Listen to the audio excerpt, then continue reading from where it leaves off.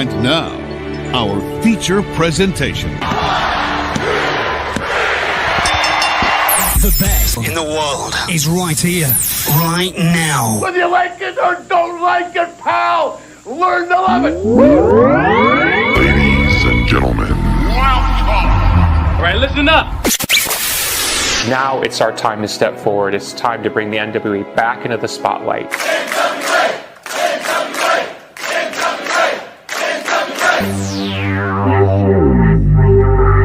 I was thinking that it might be a good idea if you and I formed an alliance.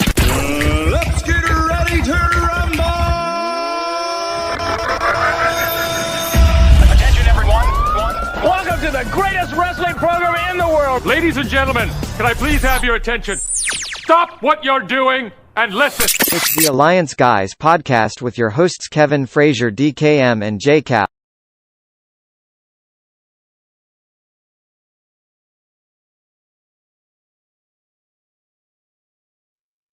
Idiot, but now the microphone's on and now you guys can hear us.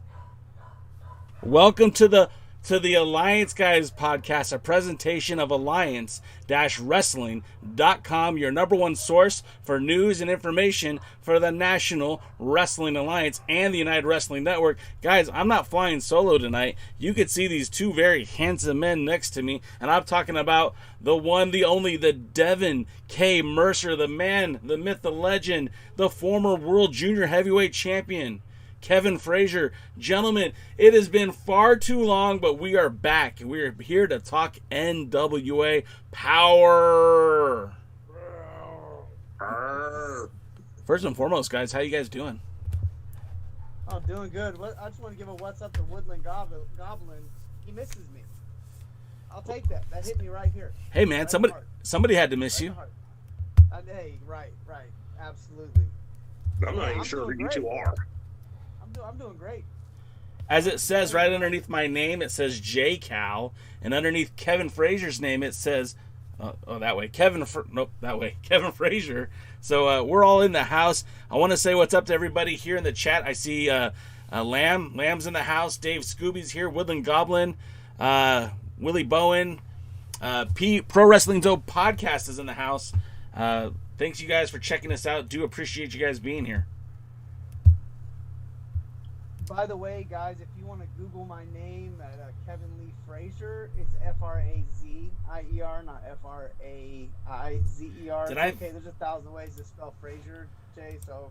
Hey, man, We've known each other for a decade and a half.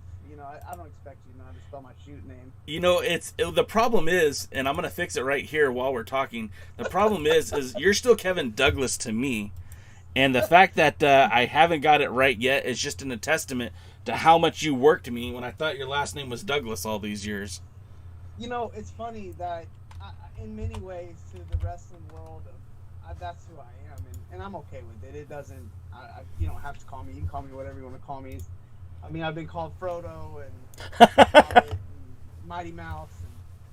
And I've called you lots of things. Well, the name, yeah. Mostly, though, on this show, they call me Late. Yeah, that's true. No, we call you on time. You just show. Look, if you needed me here at 7:45, I should say 7:45. You know what? That is a totally valid point. We got Jimmy in the LB here. We got Lamb on our Twitch channel. We've got we got the family back together. You know, some other podcasts will mention that they have that hashtag NWA fam, but fellas, we've been doing this for damn near 12 years. I know DK and myself, you know, we've been talking NWA for a very long time, and Kevin was always one of our favorite guests on the show. He would always come in and bring it with his pent-up promo aggression, and we were always just happy to have Big Kev on our podcast. So having him here tonight just means the world to me, and I know DK kind of likes him. So, you know, we're here to talk about the NWA. Of course, we've been waiting for over a year. Like, let's not. I want to emphasize this. This program last filmed matches in January 26th, 2020. So it was well over a year before they were able to even get back into that Georgia Public Broadcasting studio, let alone air a new episode of NWA Power. Now, we did get the Superpower on May 12th. That was supposed to be the lead up to the Crockett Cup. Of course, that never happened. But we got a new, brand new, fresh, NWA minted NWA programming. And it was a little bit different. There was some people in the crowd, but it wasn't that same rowdy Atlanta audience that we've grown accustomed to. Some faces have gone away. Some faces have changed. We've gotten some new talent in, some fresh blood. And Kevin, I know you watched the pay-per-view. I know you watched NWA Power. What were your thoughts just being back in that Georgia Public Broadcasting Studios and seeing that ring and those flags hanging up on the ceiling? What did that do for you? I'm excited that, because the production of the show is just as good as any show you're going to see in its context, in its area of what it has to offer. So I always enjoy the production of the show. I really like the old school feel. I like the kind of talent that they bring in for their shows. Of course, if you watch me on here enough, I'm a big fan of the big bruisers that yell and scream and just punch each other and stomp all over the ring. So you get a lot of that in the NWA. So I was excited. I'm excited about the roster that they've got, and I'm just happy that it's back. I'm happy that it's not gone. And I know there was a lot of maybe pent-up animosity about how long they were gone, but I want you guys to always remember something that. You don't know what's going on behind the curtain. You don't know what's going on in the business office.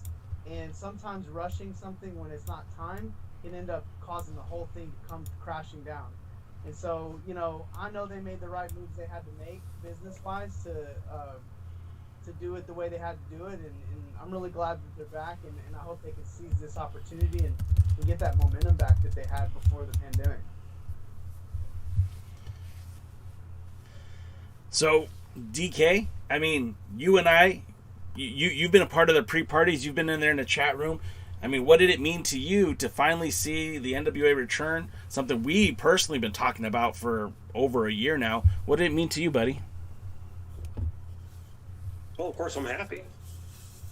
They put out a style that's, very close to what I liked, to what I grew up on. Got the big wrestlers who, you look at and go, yeah, these men are athletic and they could kick the ass of almost anybody that And, I think the smallest guy there was Matt Cross, and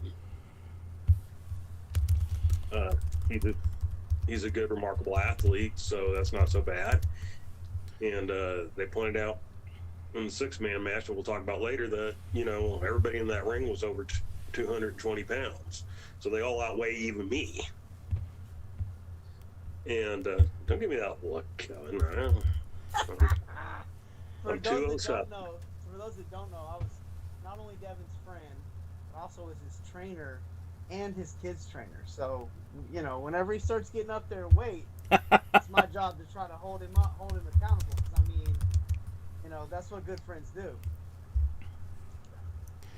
I mean, that's fair. So, I mean, to me personally, this was an accumulation of weeks and months of hoping that the NWA would return, and Kevin kind of hit the nail on the head.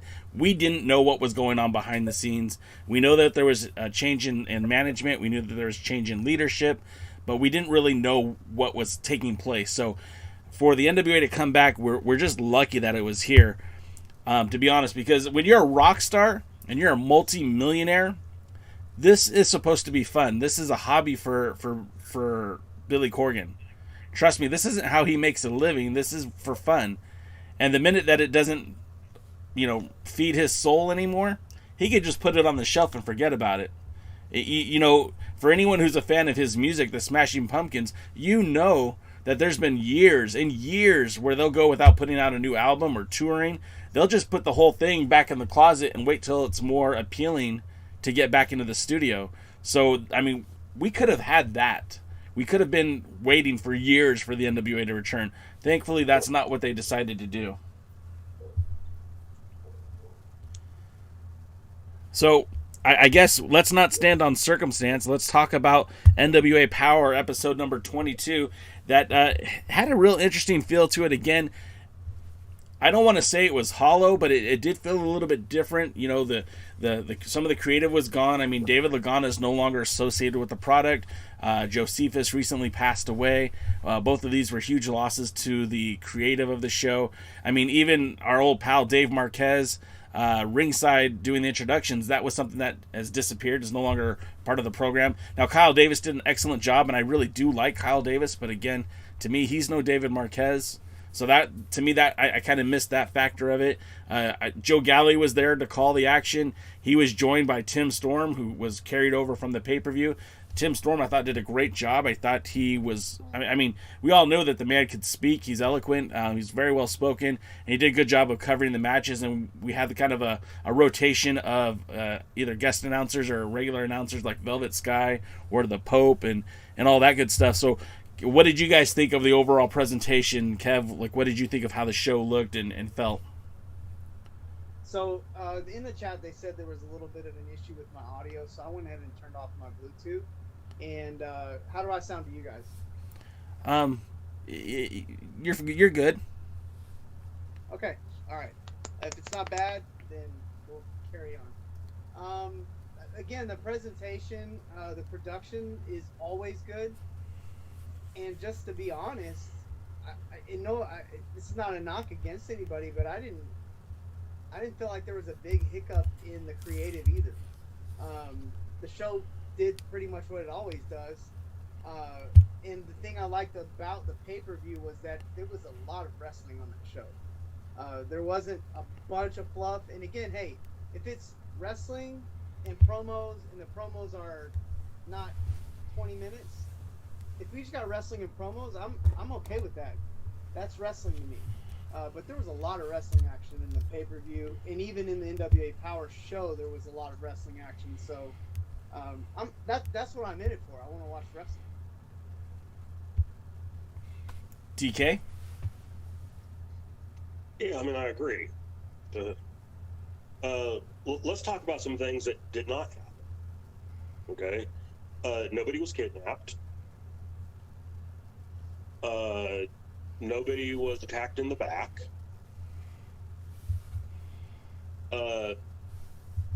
Nobody came out, and now as soon as they got the first word out, was interrupted. In fact, there was only one interruption, and that was already after the guy had given his promo. There was an interview person there. The guys didn't just have a mic and talk for 50 years in the ring. I mean, we saw a wrestling show. They put wrestling on the show. And that's what me as a wrestling fan wants to see. I want to see wrestling. I mean, for those of you who may not remember, I watch not only professional wrestling, I watch amateur wrestling. I was just watched the national championships. Go Gable Stevenson. And that's what I want. That's what I got. That's what I saw. So Kevin points out the production's good.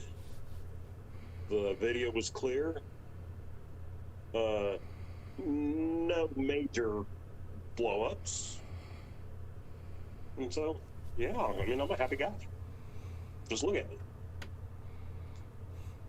He's the happiest guy in town. So the show kicks off. We've got Strictly Business, or what's left of Strictly Business. We know Royce Isaac has left the company. He asked for his release during the middle of the pandemic. So we got Strictly Business, which was Nick Aldis, dressed to the nines. We got Tom Latimer, the veritable Tasmanian devil of the NWA, and then you got the Universal Soldier, Camille, all with Kyle Davis.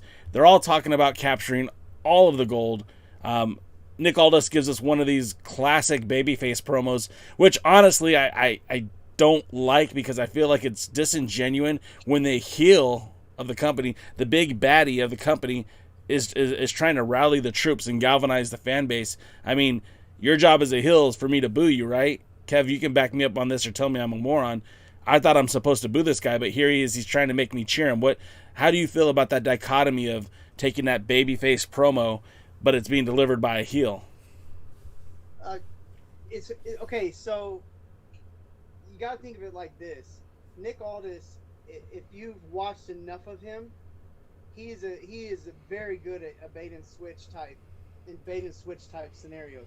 So to me, I would not be shocked to see this be something that he's doing just to basically bait and switch on you, to turn this thing against you and say, haha, I told you so, I'm really the bad guy. You saw his antics in the main event, so you know he's still a heel.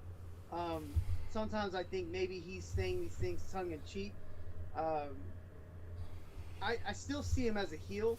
I just think that sometimes a good heel doesn't always have to be like, oh, you need to hate me. Sometimes it's actually fun to reel him in a little bit just so you can cut him loose. And again, I've seen him do it. So had I not seen him take that kind of approach before, I might be a little skeptical of like, what's going on? Are they trying to turn him heel? Maybe put him in his own team or take him away from the team? But no, I think what you're looking at is him trying to have a little genuineness, but also he'll probably take all that and flip it around like he always does. But he's just not the kind of heel that you hate. He's the kind of heel that you want to hate him, but he's so good you like him. And that's what makes it good. That's actually what good heels do. They draw while they're still being a heel. What is your take, DK? Because you don't look like you agree with that. I don't necessarily disagree with it. Aldis walks a fine tweener line, and he always has. Especially when he wrestles outside the NWA, he takes on the heel champion role, and then at the end of the match, he always talks about how worthy his opponent was and how good, and everybody's keeping an eye out on him and stuff like that. So he's always been a little bit of a tweener. Now, he did say something I did not like. Other people kind of got a kick out of it, but I did not like it. He said something about, being an animal in the ring, an animal in the bedroom, an animal in the boardroom because of the, deal he got with Fight and everything like that. And, look, we all kind of know he's one of the powers behind the scenes, but I don't like that being put out in the shows and stuff like that, because although he'll use it, he's the power because he's the champion. It always becomes, well, why are you the champion for so long and you're the power? Dusty Rhodes was always kind of smart when he was the booker. He chased a lot of titles. He held a lot of titles, but never very long. He'd hold them for a couple of months, or in the case of the world title, when he was booking 2 weeks, and stuff like that, because that's where he kind of did it. If you watch early, before world class wrestling in Texas, big time wrestling in Texas, there was almost always a Von Erich who was the American champion and feuding with somebody. A lot of times it was Fritz. Then it was kind of Kevin, that was his title. The Texas title was David's and stuff like that. And probably one of the best things that ever happened to him was the Freebird feud in the 6-man title, because that allowed them to be world champions and hot in a feud, but then they didn't need to hold the other titles. And so, we got Jimmy Garvin and Chris Adams and Iceman King Parsons and Gino Hernandez, who held the titles for long stretches of time. Mike had a short 30-day reign. Kerry held the American title, for about 5 months to kind of get him back into action with Ric Flair. But, then it went on to others. And so I would just assume they not make anything about his backstage power, even if they're going to kayfabe it into saying, well, it's just because he's the champion, he has power, he has pulled backstage. Let's kind of leave that out. Well, I just to interject and kind of go back to Jay's conversation about him being a heel. I really think that actually does work to the heel persona, because there's nothing you hate more than a guy who not only is good looking, in great shape, the best wrestler arguably in the company, surrounded by some of the best wrestlers, if not, in my opinion, the best wrestler in the company, male and female. So now he doesn't have to wrestle the best wrestler in the company. He's on his own team. And then, not only that, but now he has backstage power. And what this does is it stacks the deck. Isn't this something he actually says? So much in his favor that what the NWA really needs to really accentuate how good of a heel Nick Aldis really is they really need a great babyface, and I think that's what they're missing right now, is a hero. With Sean Ricker, Eli Drake leaving, I think that left a huge hole, because to me that was the heir apparent for that particular spot, because in the NWA he did have a babyface spot. It was his. I felt like that was his to take. I think now you have a big vacuum there, and no offense to Trevor Murdoch, no offense to the Pope, but I don't think they have that particular character right now in the show that can dethrone Nick Aldis. And again, the real question is, how long is it before this gets boring? Well, go ahead, DK. To go with something Kevin said, if he didn't really have power in the back, I would go with what you're saying. Mm-hmm. But since it's real, I don't like it. So, because it feel real. I don't like it. We'll leave it there. But the thing that Kevin nailed is, Roddy Piper told Hulk Hogan they wouldn't have been cheering you if they hadn't been booing me.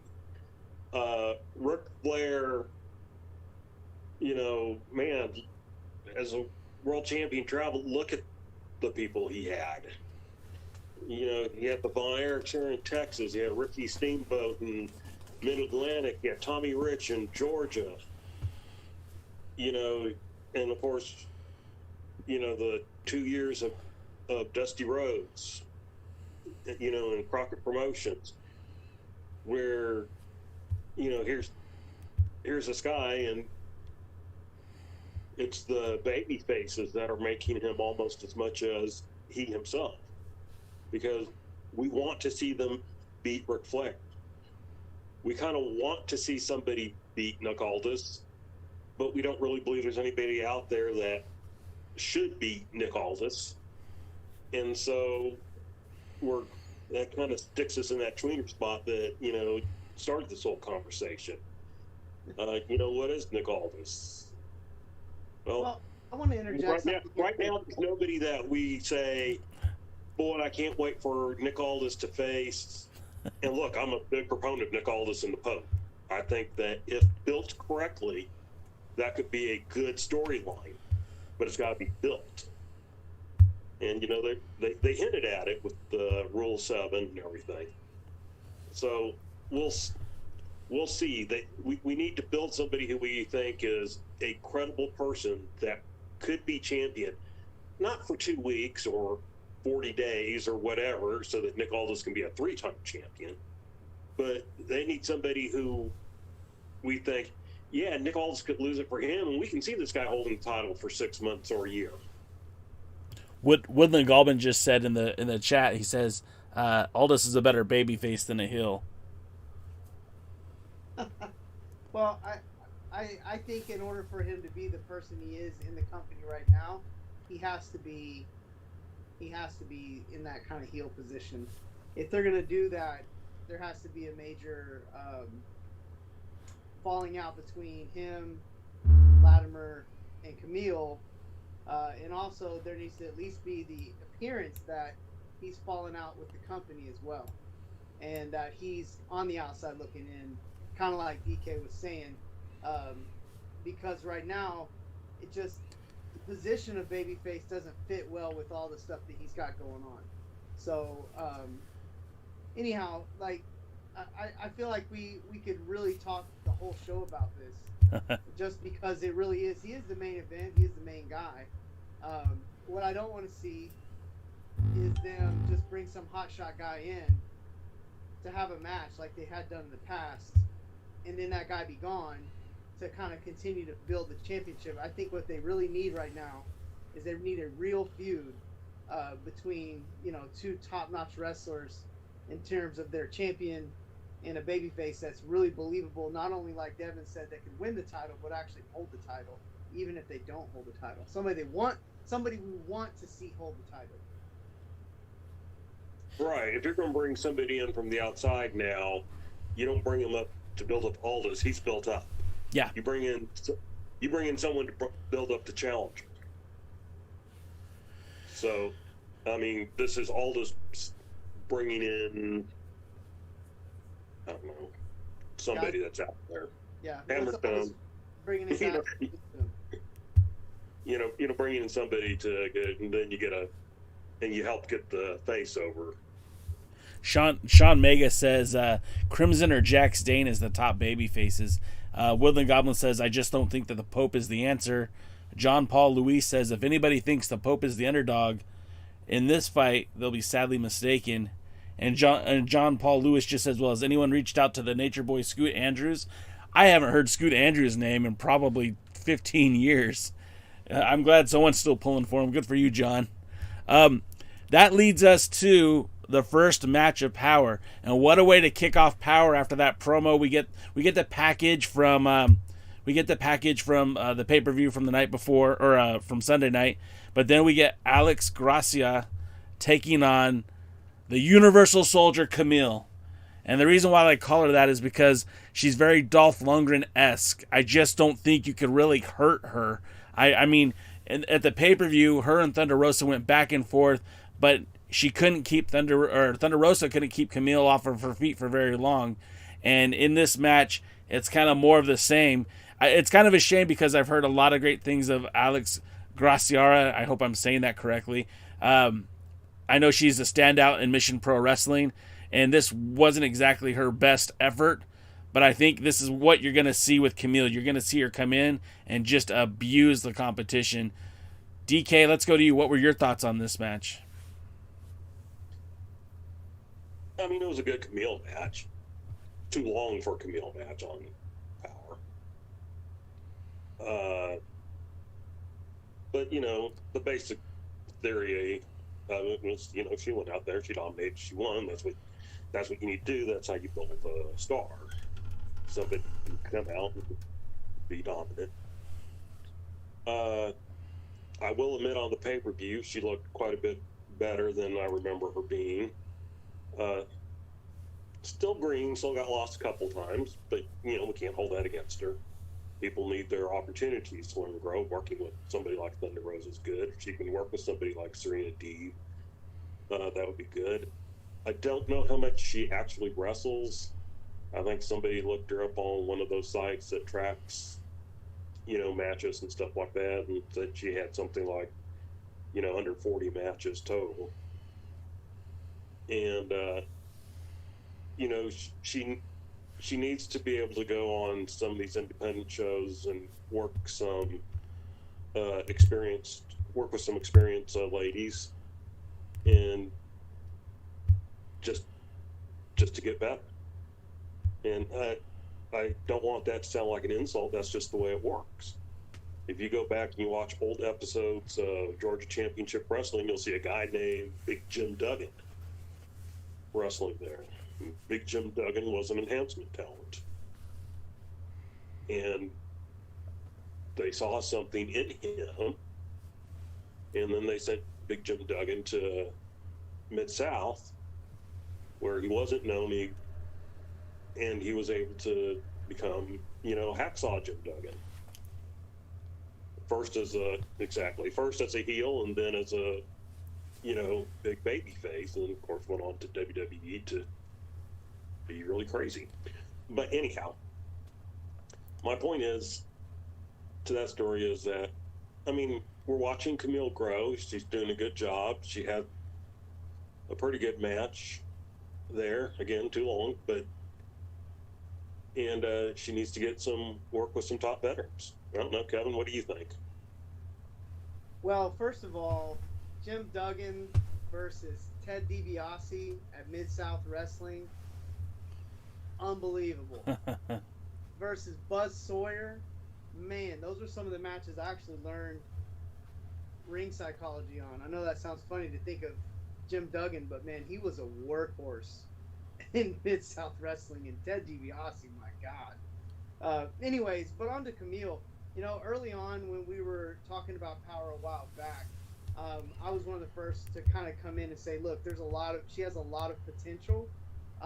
She's one of the talents on the show that I really feel like has an extremely high ceiling, and it's not just the size.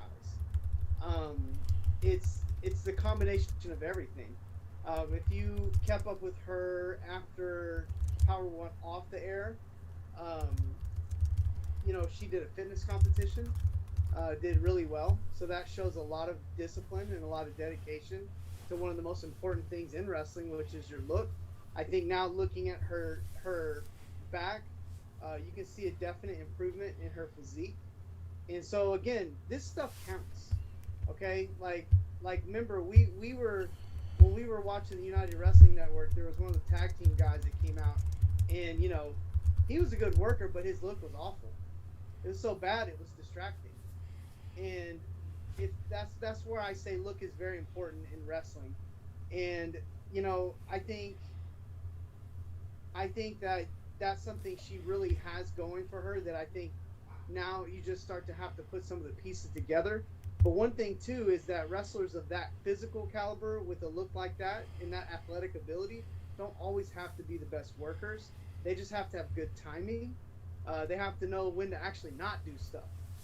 One of the things I think Camille could benefit from is not being so vocal, being a little more ominous. You look at a guy like The Undertaker, he never screamed or yelled when he did anything, and that made him more ominous.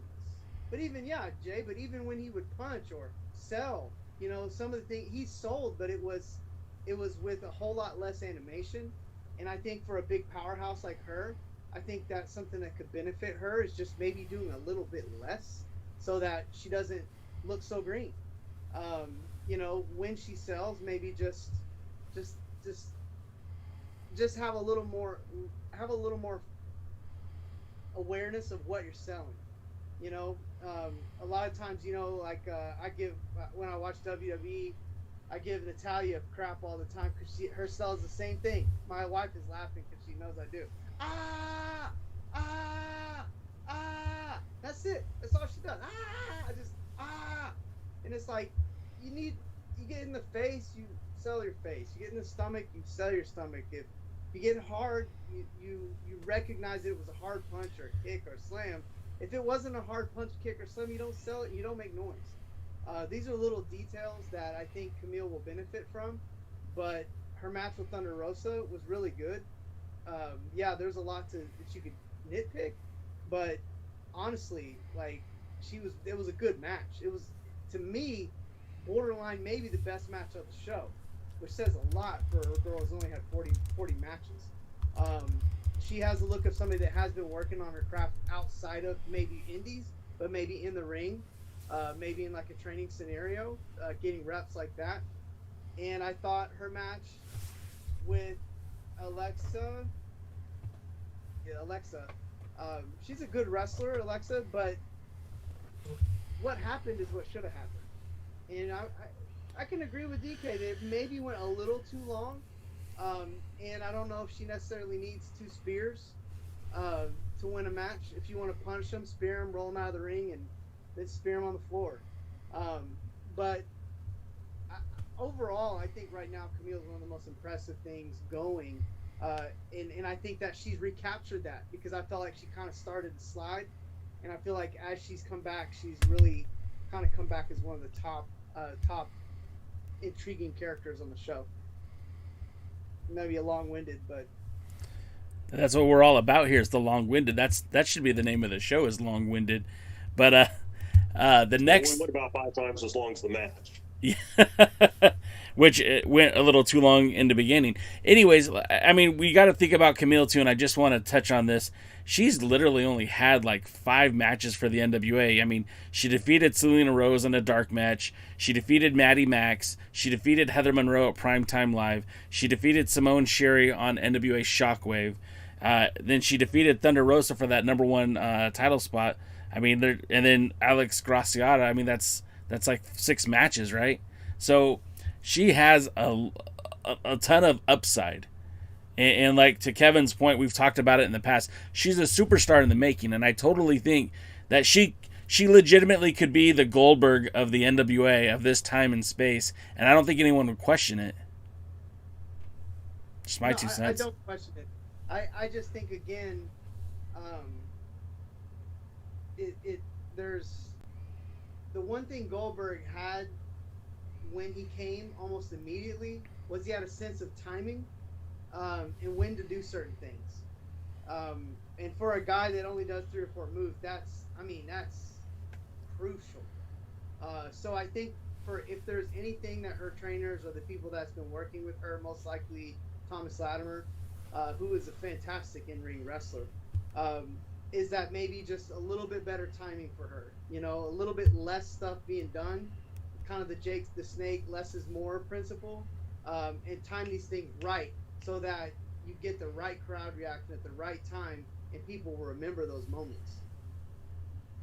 Well, then next up we have the Pope, one of the highlights of the night as far as I'm concerned, with Kyle Davis, and he's talking about, he's just so eloquent when he gets on that microphone, and when he says something, I mean, I shut up and listen when he's on the mic. It's very reminiscent of Dusty Rhodes.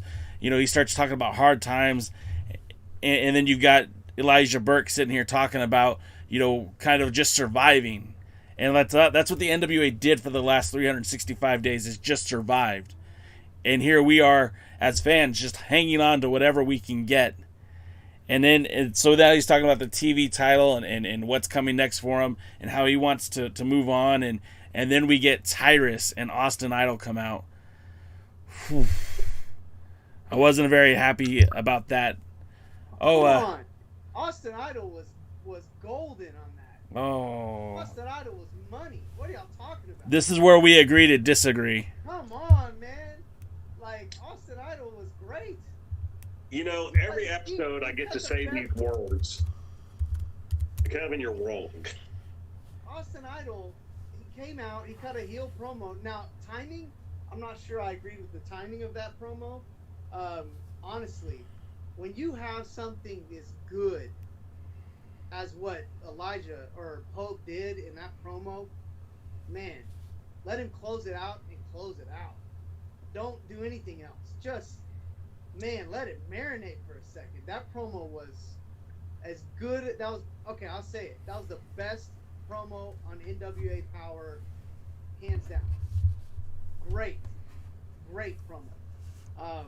But at the same time, Austin Idol, man, I mean, he was out there wheeling and dealing. That was a heel promo.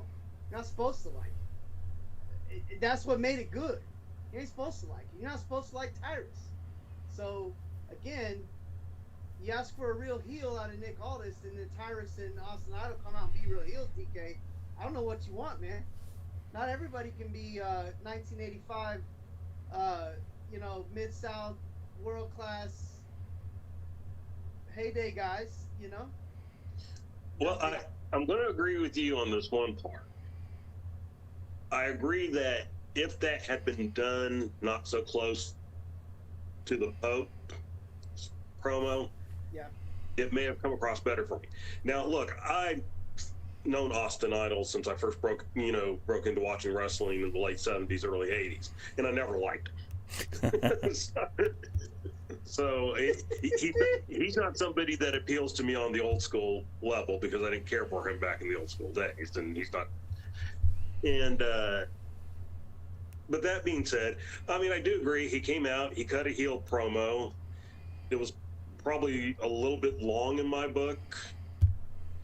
And as she said, it was bad timing following the Pope, who just, as she said, probably did the best promo ever on NWA Power. You know, in 22 episodes, that one was the best. And so, and then when it comes to Tyrus, the guy's more out of shape than I am. And, but I do want to put over something the NWA did really, really well on the show. I mean, excellently good on this show. Why did Tyrus come out there? He wants Pope's TV title. Thomas Latimer, in the first promo, in the opening segment, what did he want? Pope's TV title. What was going on in the ring afterwards that we're talking about? People in a match to be a contender for Pope's TV title. That TV title came out very important in this show. And titles should be important. People should want to be a champion. I mean, on some shows, the championships are almost secondary. What are you holding, Deven? What you got there, man? Whoa. Whoa. Put a hand behind my back. Whoa. Don't do it. Don't do it. Little comic relief there. Somebody had to do it. So anyway, but I mean, Jay, wouldn't you agree that putting over your titles is what a company should be doing? No, 100%. You are absolutely on the money. And to Kev's point, yeah, Idol came out and was a heel. That's absolutely what you need. Because remember, in the first couple of seasons of Power, there was so many shades of gray that we didn't know who'd actually boo and who'd actually cheer. You know, Aaron Stevens was the first guy who was really just, all right, we know he's a heel. Aldis was playing that tweener situation. You know, in the first season, Eli Drake, you didn't know if he was a heel or face. Same thing with James Storms. I mean, we spent hours talking about this. You know, there's so many shades of gray. We know for a fact that Tyrus is a heel. We know for a fact Austin Idol's a heel. And although I don't really like either one of those guys, their message was clear. They want the TV title. The match that preceded this interview, they wanted to determine a TV title contender. And just like the Tasmanian Devil, Tom Latimer said, he wants the TV title. So you're right. Totally. I mean, you nailed it. They made the title feel important. They showed 3 different people who wanted that title. And that's certainly a good way to build up the importance of the championship. As well as we know that the Pope is gunning for Nick Aldis. He's gunning for bigger and better. He wants to become world champion. So in essence, you're doing a really good way. You're going about the right way to build up the TV title, which in turn is going to build up the competitors, which in turn is going to make the Pope look even that much better when he finally takes the belt off of Nick Aldis. Yeah, I said it. It made their Lucky 7 rule make sense. Yeah. 7 title defenses, you can give up the TV belt and challenge for the world belt. Absolutely. Why are people wanting the television championship? Because they want to get those 7 defenses in, and they want that world title. So that TV title is important to the wrestlers, and part of the reason it's important is that's my shot at the world title. And that's what I want to be. I want to be the world champion because he's the best. And I just want to point out, that Carnivore, who is a Nick Aldis fan, came in and said that he likes the use of Tyrus because he wants to see the Pope beat his ass. And he said the only problem with the Austin Idol promo is that also followed right after that was like the commercial, and it was just a little bit too much Austin Idol at one time for him. So I just want to give some balance there. So I want to give John Paul Lewis a quick shout out and give him a promo for his awesome post. He says, "Brother Austin Idol once bought me breakfast. Too bad it was a free continental breakfast served up by the hotel. But he said, load up, brother. It's on me." Hey, do you guys remember a few years back, Kev, this was around the time you were still involved with the NWA. you might have even still been junior heavyweight champion. I don't remember exactly where it was, but Adam Pearce was still world's heavyweight champion. And it was like some sort of Mid-South show, like some sort of I don't know, like a reunion type show. And Austin Idol was interviewing Pearce, and it was like all good and fine, talking about how great a world champion is. And then Idol's like, "But I want to know this, brother. You gonna put that title on the line against Austin Idol?" You're like, what just happened here? Did he just challenge the world's heavyweight champion? Yeah, he did. Idol, are you still even wrestling? And it was like probably 15 years past his relevancy inside the ring, and at least 15 years ago from now. It just always tickled me. That promo. I wish I had it queued up to show you guys. Look up the story about the check he cashed for winning the Battle Royal. Oh no! Just everybody who doesn't know, just look up Georgia Austin Idol cashes Georgia Battle Royal large check. All right, so that. I feel, moving right along because we're. Yeah, I got you. We all have so much to say. So then after that, we get the triple threat match. And in the triple threat match, we have... oh, gosh. Who do we have in that match? We had, of course, Matt Cross, M-Dog. We had Fred Rosser, who we all remember from Primetime Live, and also has been wrestling with New Japan Strong. And then somebody they said was in the business for a long time, but I'd never actually ever seen before, in Marche Rocket. And I thought that was pretty cool. Have the history with Billy Corgan. Hey, thanks for Chris Petrie just followed us on Facebook, so that just popped up here on the show, so that's pretty cool. You said he has history with Billy Corgan? Yeah, apparently he was one of the people that Corgan had back when he did his old promotion or something like that. They have a history together, so okay, that's why he's there. Okay. So, I mean, this match again. The story is that they wanted to set up a number one contender for the TV title, and I was kind of disappointed because I'm a big Fred Rosser guy. I thought Fred Rosser was great, and it just kind of felt like they just slipped him into this match, and there was no pomp and circumstance. There was no like, hey, you know who this guy is. Let's talk to you about who he is. He was just kind of put in the ring. So to me, that was a little disappointing.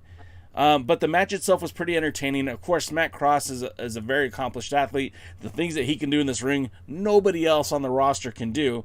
And then Marsh Rocket just kind of seemed to be there.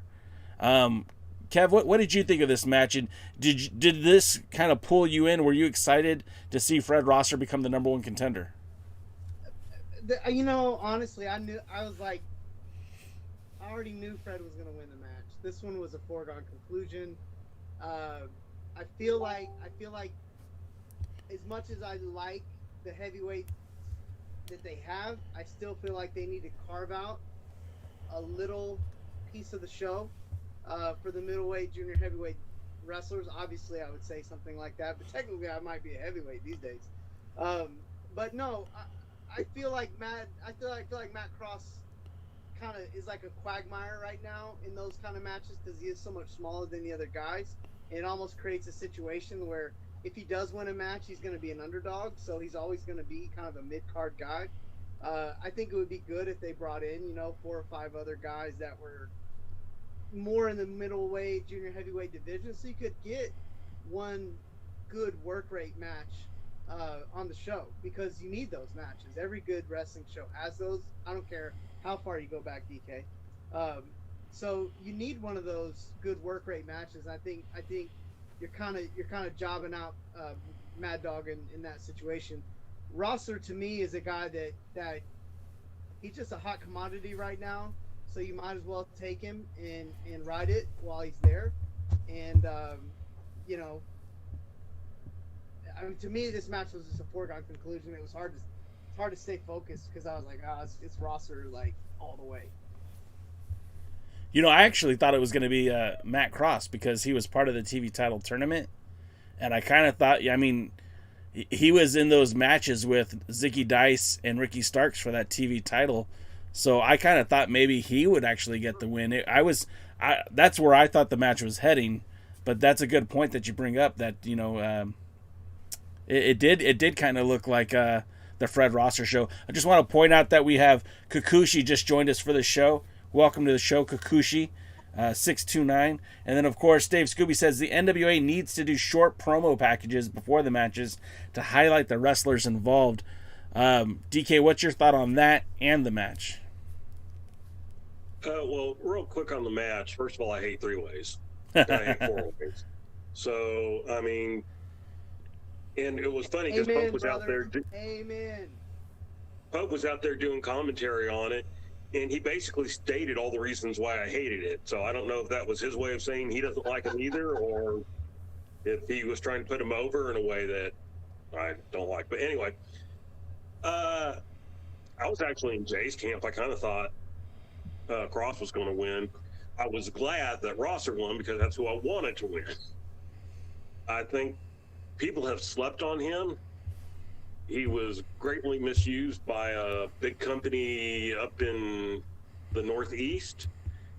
And Jody pointed out that he got an alarm going off. That 2007. Yeah, that he was part of the Reclaiming the Glory tournament that was eventually won by Adam Pearce. And if I had been Dave Marquez and United Wrestling Network, he would have been my choice for the world champion. I'll be honest. And I'd like to see him. I want Pope to keep the title because I want that 7 title defenses because I want to see him in all this. But I wouldn't mind seeing Rosser and Murdoch for the national title. And so, as far as the recorded promos, I have mixed feelings on them, but I do think they should give a little more history during the commentary thing, build people up a little more. I was listening to Jim Ross, and Jim Ross was talking about one of the first ass chewings he ever got from Bill Watts was because he didn't put over enhancement talent. And he told him, he goes, the people have to believe that every wrestler I have on here is a good wrestler and has a chance. Otherwise, why am I using them? And it doesn't do any good for the, Junkyard Dog or whoever to win against him if we're saying, hey, look, here's a guy. I mean, people already see that they lose every week. But if you're saying that doesn't help put the guy up, the guy who wins over. And so they need to do something, whether it be a video package. ROH is doing a lot of video packages now. I see somebody saying in the chat room. Lamb, yeah. Yeah, whether they do a video package or just put them over more during commentary, give us better background on them and everything. We need to see these guys in there and go, they're there for a reason. Otherwise, that they have a chance. Otherwise, why am I watching this? What's next, Jay? Okay. Well, I feel like we spent too much time on this match. Yeah, well, I mean, we'll skip the commercials, right? Because there's no point in talking about that. Next up, we get the return of, I guess, we could talk real quick. Slice Boogie hitting on Mae Valentine backstage. It's a little awkward and off-putting. DK, I know you're a big fan of Mae in her promos or in her interviews. Kev, what did you think? I fast-forwarded. Nice. Let's do the same. Up next, we get a returning Paro. Now, we haven't seen Paro in the NWA since the 70th anniversary show, and Paro came in at that anniversary show in hopes of becoming a NWA national champion. He was part of that elimination match to have a one-on-one with, anyways, it's very convoluted. But we got Paro back, and I was feeling some Vader vibes. I don't know about you guys. He took on a young Jordan Clearwater and absolutely just crushed him. I don't feel like Jordan Clearwater really got much going on in this one. I think it was kind of rough. But watching Paro really kind of dominate, it makes me excited about what they have planned for that guy. Kev, what did you think about... I know you love the super heavyweights. What did you think about seeing Paro return? And what did you think about the match with Jordan Clearwater? Kind of like what you said. If you're Jordan Clearwater, I mean, I don't know how these matches are being called. I don't know who's calling the shots and all that, but I know that I've been the smaller guy wrestling against the bigger guy. And look, man, you got to create space. I'm just speaking on terms of Clearwater. Even if you're going to go out there and do the job for the guy and it's going to be kind of that kind of match, you got to create some space. You got to get yourself in a position where you look like you got beat, but you don't look like you got killed. And that's just kind of what happened. And you know what I say? It's not Paro's fault. I mean, what's that guy supposed to do? Look at it. He's supposed to go out there and kill. So it's up to you, if you're the smaller guy, to have a better plan than that. If you're going to go out there, even if you're going out there to... Because I don't think Clearwater is an enhancement talent. I mean, they haven't used him as that. But he might have wrestled himself into being an enhancement talent, having a match like that. So again, you know, I don't know how that all came about. Yeah, I keep hearing I need to adjust my mic. I don't know what to do. I mean, I'm not doing anything different. Do you guys hear me okay? Maybe you just speak a little bit louder. I don't know. I'm like yelling. No, don't ask him to speak louder, please. Yeah, I'm not sure what I need to do. But as far as that match goes, I liked it because, again, I like watching big dudes beat people up. But if you're Clearwater, you got to have a better plan going in a match like that. What did you think, DK? I mean, Paro coming in there dominating. Well, you know, several people pointed out that if he shaved his head and put on a strap mask, you would have the second coming of Vader. I don't remember him being that big before. I mean, he was a big guy, but I don't remember him being that big. And COVID-19 got the best of us. We've all put on a little weight. And I think, but he still looked good in the ring compared to somebody from the night before. And I thought he did a good job. Man, poor Jordan Clearwater. He came from a place where he held their top title for about a month. He was known for his dynamite kicks. He tried to do it twice. The first one, Paro just brushed off. The second one barely had any effect. And I don't know how produced these matches are, or if they're called, or what the thing is. I'm with Kevin here. Dude, you got to do something to make yourself look better. Because, you know, he's young looking. He doesn't look overly mature in the face or even his body. He honestly, in a way, his look reminds me of a young Carson. That's good. That's a good comparison. You can see potential for the future, and for those who know what Carson became, you know, later in his career. But right now, buddy. Yeah. Look, I want to jump in again, DK, just to kind of piggyback on top of this. Look, if they come to you and they're trying to produce you a certain way as well, you're responsible to say no. And then you got to have the... Anybody want to say it? The gumption? Yeah, to stand up and say, look, dude, you're not going to go out there and just straight up run me over. I'll put you over, but I'm going to look good doing it. And he made a name for himself up to this point. And he just basically just gave that away. Again, you don't have to wrestled a good match with Nick Aldis. Right. You don't have to give it away to do a job. But the truth is you just straight up got beat up, and people don't forget stuff like that. And you know, the thing about it too is, we're talking about with Jordan Clearwater. He's a protege of Carl the Machine Gun Anderson. I mean, he was trained at the same school, Bone Crushers, out there in Kentucky, the Ohio Valley area. And I was shocked as anybody to see him go down so quickly, because I really felt like there's some compelling storylines that you can tell with this young man. But obviously, the night belonged to Paro, and perhaps maybe Paro is getting pushed in that next step, in that next direction. But you know, and a lot of people in this, if he wasn't, Jay, he is now. Yeah, for sure. And then a lot of people in the discussion of like Kikuchi and Dodi have talked about, you know, Odinson, that would be Paro's tag team partner, and the end.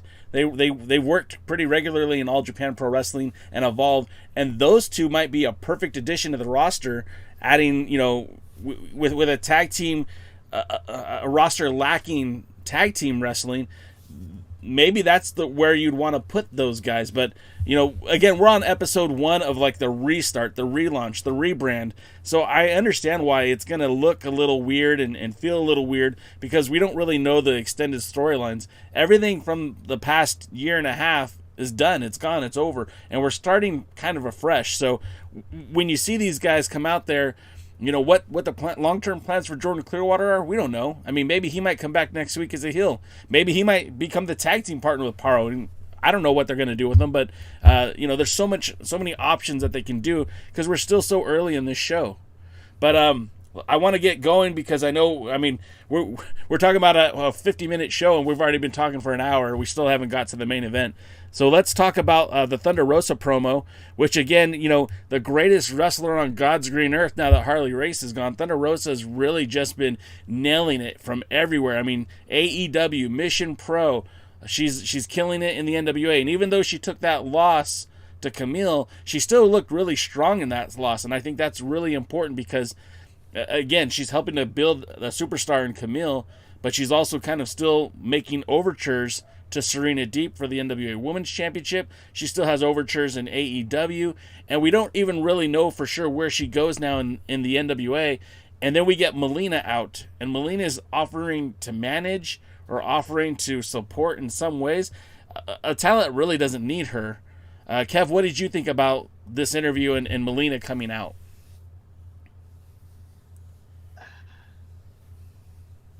Yeah, I don't know. I don't really know. I don't know yet.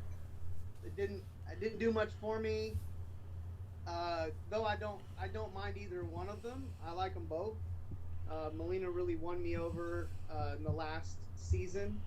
Initially, I was real critical, but she really turned the corner and had a couple good matches. I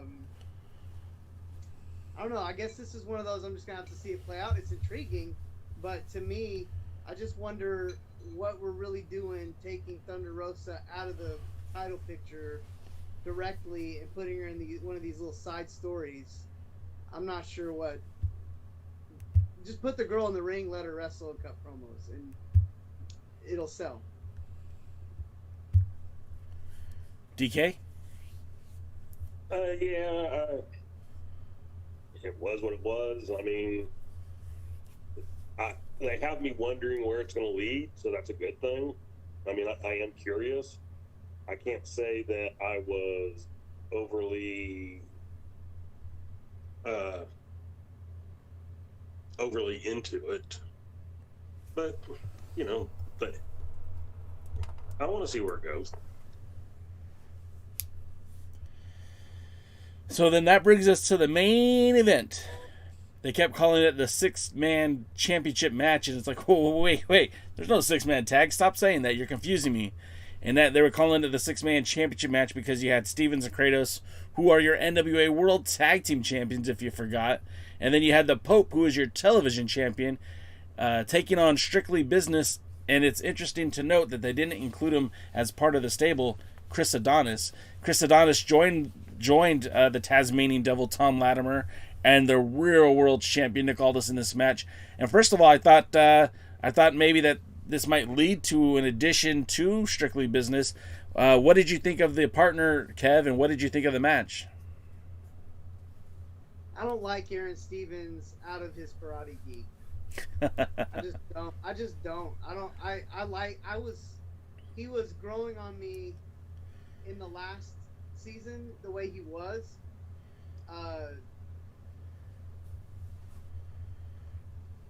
I just didn't. The match didn't do a whole lot for me. I don't really like Kratos. Again, I like big dudes, but I like big dudes that are in shape.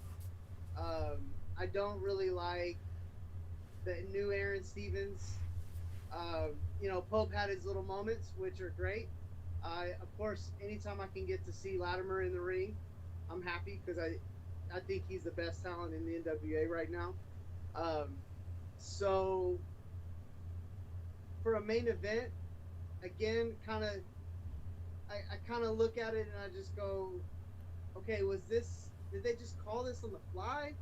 Did they come up with this, or did they produce this? Because I get the story, but you didn't have to have Aaron Stevens in there getting beat up for 3/4 of the match to get that story across. You still could have had some entertaining, in and out, fun stuff that a 6-man tag's supposed to be. Before a 6-man tag ever really gets started, everybody's supposed to come in and like do some stuff and kind of get everything kick off the dust, and then you go into whatever the story you're trying to tell. It just came off stale right off the bat, getting Aaron Stevens, who we're all still fresh with him as a babyface, so we really don't care about him as a babyface. We care about Josephus passing their friends, but I don't know. It was good it's a good match on paper, but the way it was delivered didn't go so well. And the announcers, look, stop pushing the story so hard because it makes it seem really overly worked. Like, let it develop. Don't just tell me 25 times without telling me that Kratos is going to jump his partner at the end, or that they're going to get into a feud at the end. Like, I knew. So, yay. Kind of dropped the ball a little bit, but again, I still got to see Latimer. I still got to see all this. I still got to see Pope. So it was still worth it as far as the main event, but could have done a little better. It was. Well, I'm going to get to my biggest criticism first.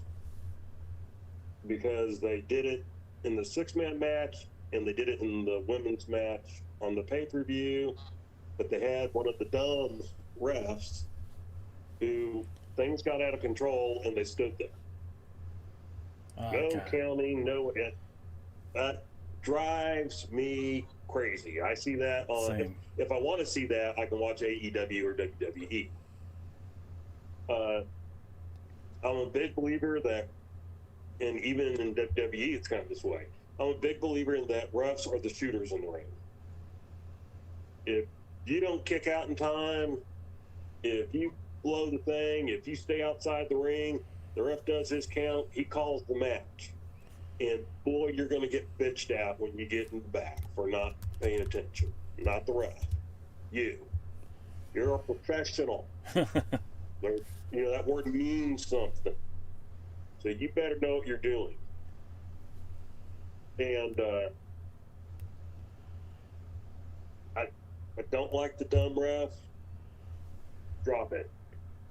Now, the 6-man match on paper was a good television main event. In execution, it wasn't that good. And Kevin pointed out most of the reasons. Well, first of all, can I say, I saw some of this even on the past. They don't seem to like to have one of the teams tag much. In this one, there was no shine. They just went straight to the heat. They beat up Stevens forever in effort. And then he finally tags out to Pope. The only other tag on that team was a blind tag, which I don't like that, and I don't like backslap tags either. And set up the ending so that, Kratos was in there. I didn't like that the trouble between Kratos and Stevens was so obvious in their first match. Yeah. First of all, I don't like that they're the tag team champions, just to be completely honest. And then, so they won the belts. They've never defended them. This is only our second time to see them together. And they're already going to... Steven's amazing talent. He can be a serious person and do a serious promo, but it's like they haven't... The cut over hasn't been done well. And, the weirdest thing was, here he took the chair away from his partner. His partner gets pinned, and then Stevens runs and grabs the belts and hands it to his partner. I'm sitting there going, hey, wait a minute, which one of these guys is turning? Because, at this point, it wouldn't surprise me if Stevens ends up being the heel and Kratos becomes the face. They need, because Stevens as a face is just ain't working, dude. Well, he's done it in the past and he can't do it, but you got to do it right, and there's a disconnect currently going on. And he's not no old school, what do they say? White meat baby face. No. And that's why they're booking him that way. Right. And look, they don't have one of those right now. And, they need, and I'll be honest, I don't know that Stevens would be this person. I think you can build Stevens into a credible challenger. I think you could, and I really like Stevens as a wrestler and in there, but they need to get him as a defined character. He works best as a defined character. Doggy. And, right now he's not. And like I said, good concept, not the best execution. Hey. It is what it is. Did I like this show better than 99.9% of what's out there underneath the name wrestling? Well, right. Yeah. I'm not gonna beat him up for it. The show was good. I enjoyed the show overall. Jay alluded to something with Mae Valentine earlier, and obviously, no, I'm not her biggest fan. But I don't want to beat her up either. She's new, she's trying, she's learning. If she's the same way in a year, then I'll probably beat her up. But verbally. But if not, then let's give everybody a chance. Like Jay says, this is basically episode 1, version 2. Right. Let's give everybody a chance to learn and get better. And Kevin's laughing at something off screen, and I'm a little bit worried. Well, as we're going to wrap this up here, again, I think the show was, like Lamb said, he thought the show wasn't even a solid episode. If this wasn't an NWA show, I don't think I would have bought it, to be perfectly honest with you. Now, I'm very excited to see what the future holds for the Pope. I'm very excited to see who's going to emerge as the front runner, the challenge for Nick Aldis and the 10 pounds of gold. I'm sure a pay-per-view is already in the talks, in the works, and I'm sure something will be coming over the next coming weeks of who's going to be in that pay-per-view. I'm excited to see what's going to happen with the tag team division, because as of right now, there is no tag team division as far as I'm concerned. Hell, the tag champions might not even be a tag team come next week. So there's still a lot of stories to be told. There's still a lot of wrestling to happen. So for that, I'm excited. As an introduction or a reintroduction to the NWA, I don't know if this hit the target, but that doesn't mean I'm not going to check it out next week, and we'll be back here next week. Whoa. Pope's promo. Oh. What? I just... Say that again. I said Pope's promo. It was money. Yeah, absolutely. Absolutely. Absolutely. My camera died because this podcast went longer than it was supposed to. So we're going to wrap it up. But guys, we do appreciate you guys being here. We will be here every Thursday, same bat time, same bat channel. And the best news of today is that if you visit alliance-wrestling.com, the site is back up and we're ready to go. So if you guys want to support the site, you want to support this podcast, make sure you visit alliance-wrestling.com. You can also follow us on all social medias at the Alliance Blog. Kevin Frazier, if the people would like to interact with you on the social medias, how do they do it? So you just got to look up Kevin Lee Frazier on Instagram. I have a Twitter, but it's been a while. I'm also on Facebook, Kevin L. Frazier. But most of my stuff's going to be on Instagram. I'm not super active on there, but I'm on there. So you can follow me on there. If you want to see some of my old wrestling matches, you can go to YouTube and check out Kevin Douglas 247. And I actually found about 10 of some of my matches from like my actual wrestling prime, like 2008 to 2010. I was in ridiculous shape, and I think I'm gonna start throwing those up on the YouTube channel here in the near future. So keep an eye out there. I also have a YouTube channel for motivational speaking and that kind of thing. That's just Kevin 247. So come check me out, guys, if you want. Thanks for having me on. And DK, if people want your hot takes on pro wrestling, where can they find you? Oh, first of all, Jay, I want to say that you've never looked so good.